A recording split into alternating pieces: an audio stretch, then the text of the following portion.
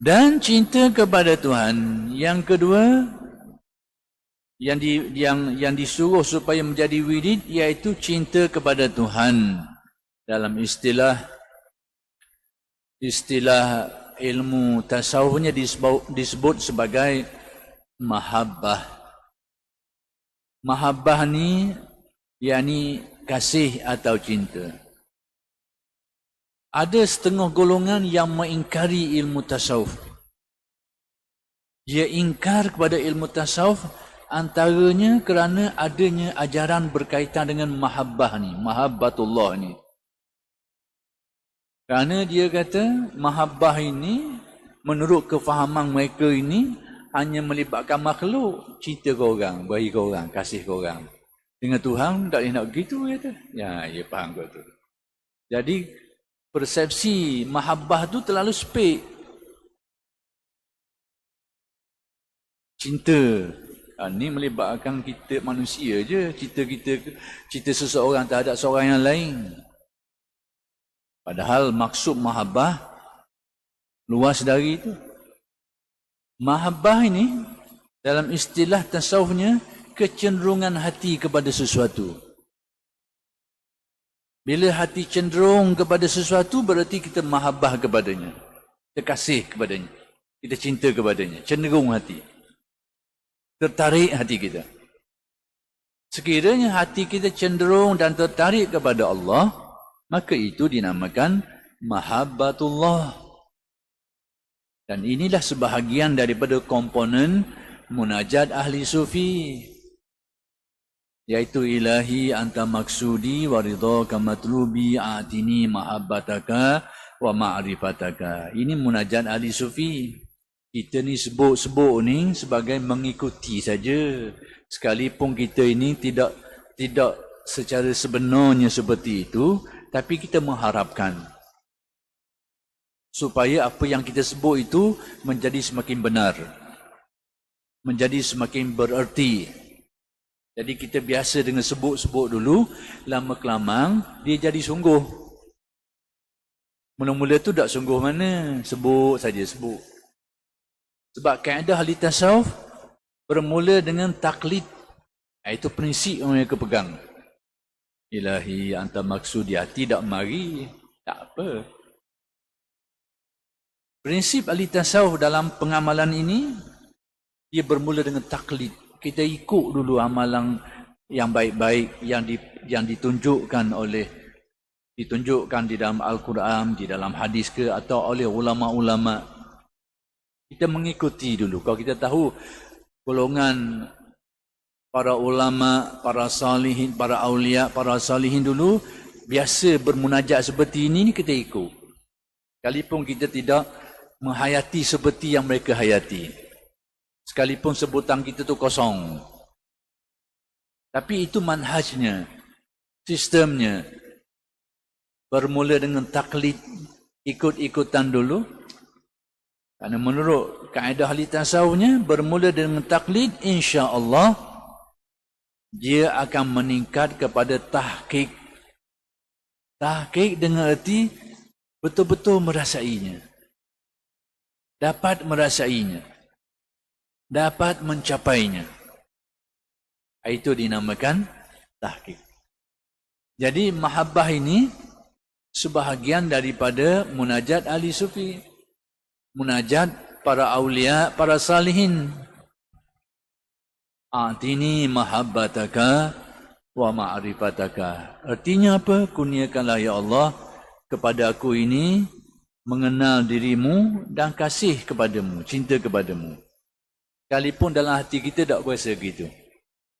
Jadi kita mengikuti atas manhaj ahli tasawuf, bermula dengan taklid, kita mengikuti pedoman para awliya, para salihin. Mudah-mudahan kita akan memperolehinya sedikit demi sedikit sehingga menjadi tahqiq, betul-betul mencapainya. Jadi apa yang saya nak beritahu bahawa mahabbah ini cenderung hati, tertarik hati kepada sesuatu. Kalau dikaitkan dengan Allah, dia akan menjadi mahabbatullah, kasih cinta kepada Allah. cenderung hati kita kepada Allah. Boleh ke gitu? Tak apa, tak boleh. Sebab manusia ini akan cenderung antaranya kepada yang berbuat baik ke dia. Sesiapa yang berbuat baik kepada kita, hati kita ini secara naluri. Allah Ta'ala menjadikan secara naluri, dia akan cenderung kepada orang yang buat baik ke dia. Dan ada hadis, jubilatil qulubu ala hubbi man ahsana ilaiha. Dijadikan hati manusia ini memiliki tabiat, memiliki naluri, memiliki perangai apa? Yakni cenderung kepada orang yang buat baik ke dia. Orang banyak beri ke dia, buat baik ke dia, secara automatik naluri manusia akan kasih ke dia, akan cenderung ke dia. Maka dalam hubungan kita dengan Allah, pemberian Allah Ta'ala ni sangat banyak, tidak terhitung.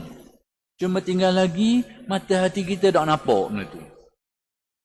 Kerana kejahilan, kerana ghaflah, tak nampak pemberian-pemberian yang kita dapat setiap hari, setiap masa.